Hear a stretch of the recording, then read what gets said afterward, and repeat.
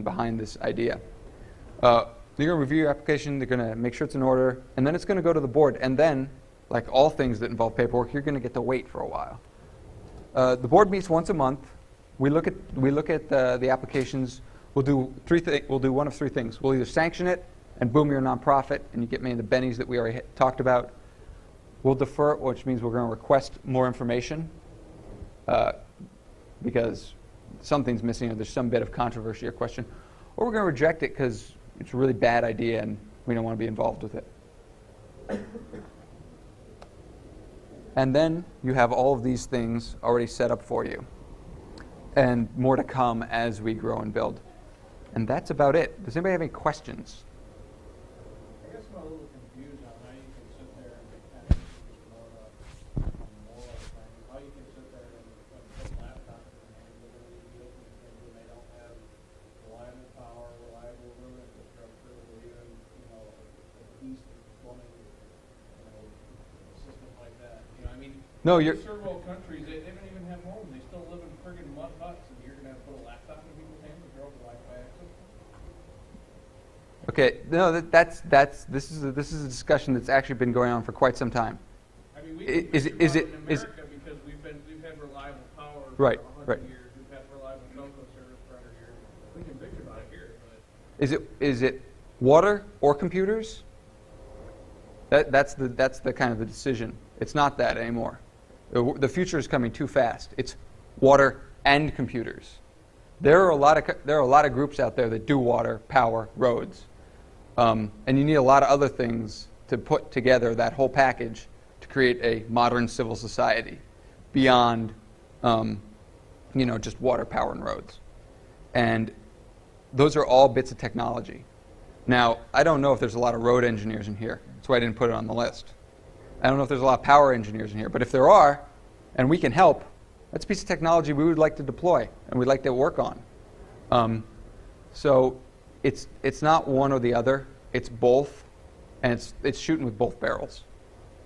And you're right. And that's one of the reasons I think that Negroponte's $100 laptop thing is not going to work. it just seems like total bullshit. It's like it's a nice idea, and maybe it's the padded resume for his legacy. But at the same point, I'm sitting there looking at it, and I'm like, I have buddies that are in Iraq that are going around and like, yeah, you see the cities, but 90% of the country is still living in mud huts out in the middle of friggin' nowhere.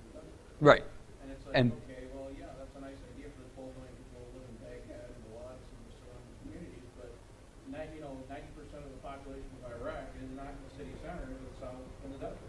Right. And that's, remember I said grand sweeping gestures?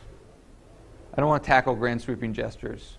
I want, that's right. From philosophical. No, you're right. You're absolutely right. Grand sweeping, I would love it if I could go, Iraq, no more war. Power works. Sewage system works. Roads, better than the ones we have here. Isn't saying much. All of that, but I can't.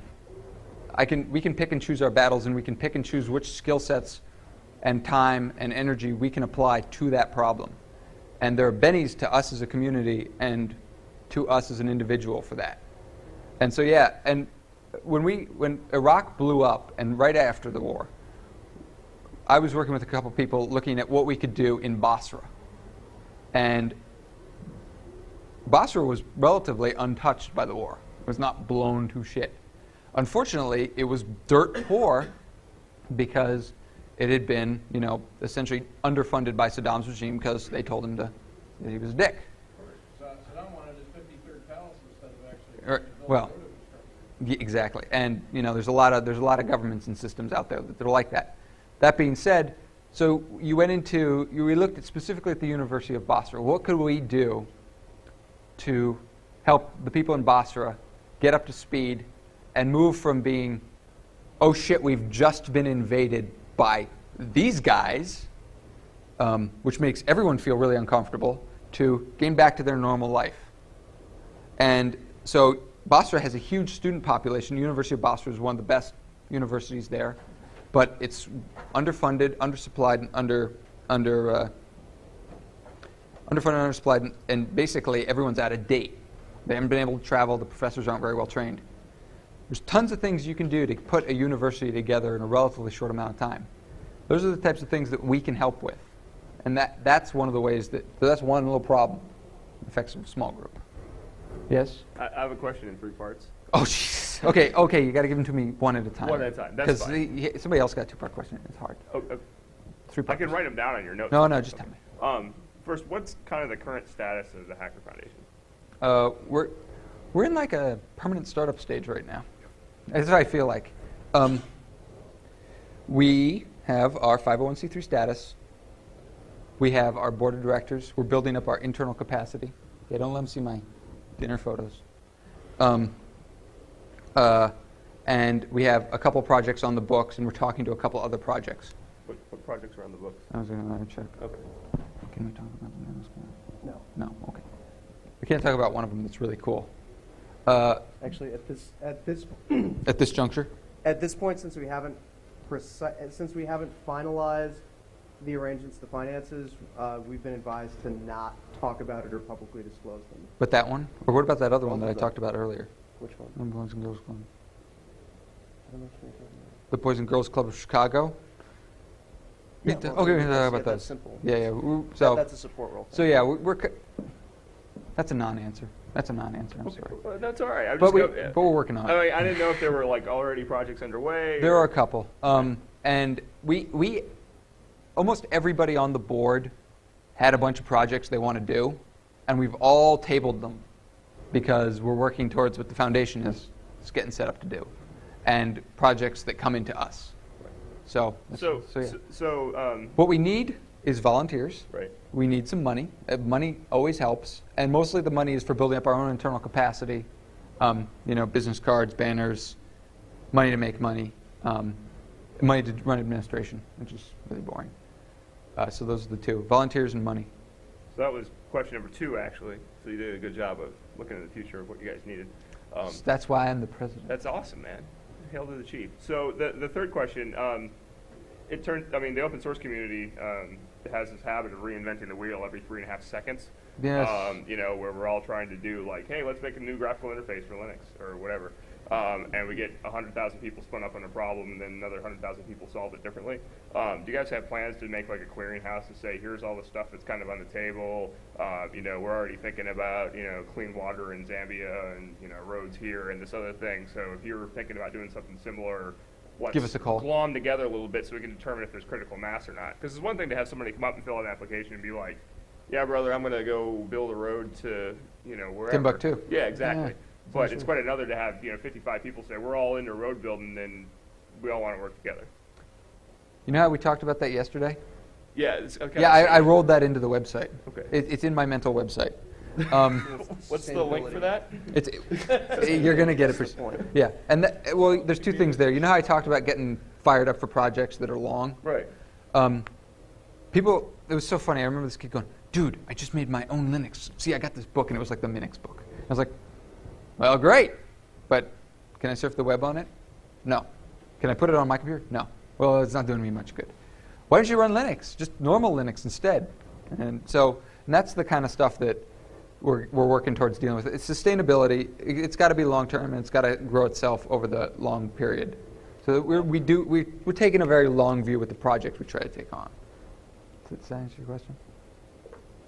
I guess the question is there a plan to provide some kind of, so in your mental website, yes, there is something that says, here, we can get a bunch of people together and shut a jam on this. Yeah. The actual website will have that.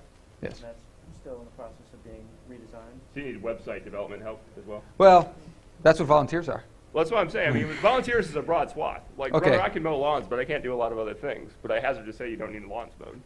You need, like, websites developed. Can you get us a cut of the money? Yeah. Sweet. General point. Yeah.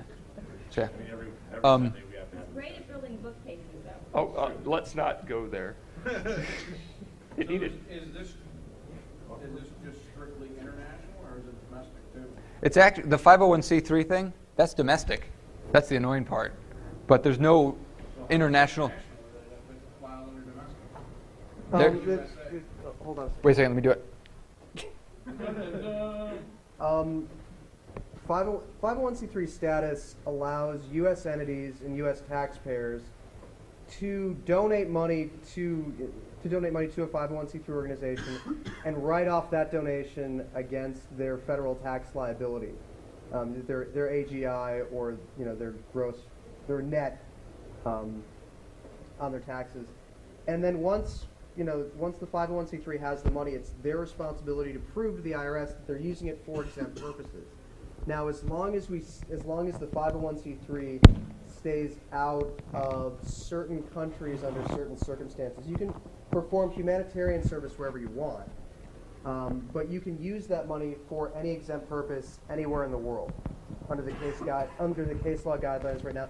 There are some restrictions, but if you're trying to provide clean water to people that don't have it, the IRS is not going to have a problem with you spending exempt money is when you're serving a humanitarian purpose or when you're serving an open purpose.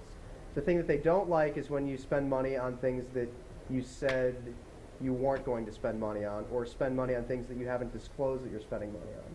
That the 501c3 status sets up a lot of checks and balances. The public can come in and look and see and make sure that what you're doing exactly what you're saying you're doing, that your books are more or less open, and that you're serving the public interest. Yeah, there are a lot of 501c3 organizations out there that are perpetuating fraud. The IRS clamps down on them. They revoke status.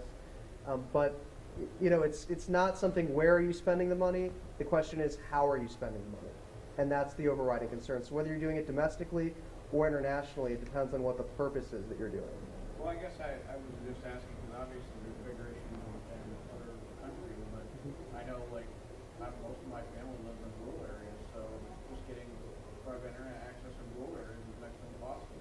I mean, That's the same problem.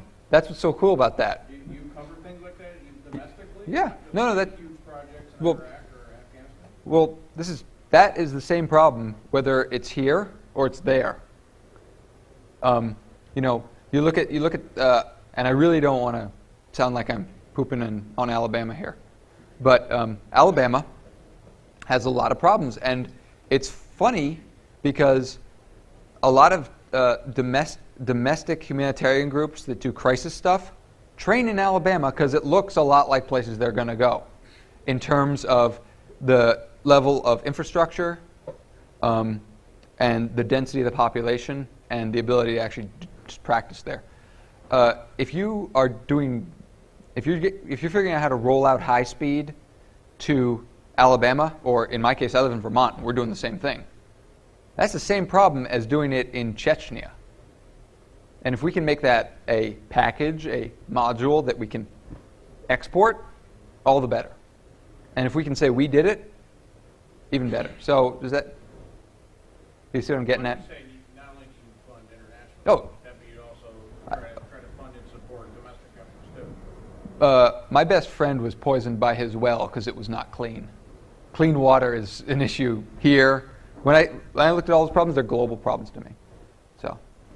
They're in my backyard. And that's one of the things that we try to resolve in the application process. When you come to the Hacker Foundation, when we're talking about what it is you're doing, trying to pin down things like that, you may have a very specific, narrow focus. You may be thinking about clean water in terms of your friend that got poisoned in the well. You may be thinking about services that you're developing and code you're writing to solve a specific problem that you think might have applications elsewhere. One of the things that we try to do, in addition to getting exempt status, is seeing, well, what other projects can you help? What are the other applications of the tool you're using? Is this something that's going to solve a very temporary problem that is perhaps not going to serve the focus that you thought it was going to serve? Or is it something that can contribute to things that are being developed? Is it a way that we can, turn what you think might be a local problem into a global solution? Right. And the other, Cross-run. hmm? Kind of cross-run with everybody else. Right. Right. One of the other things I try not to say what we don't do. One of the things we don't do right now is disaster response, because you have to be ready for the disaster, and it's pretty hard to do good ad hoc response.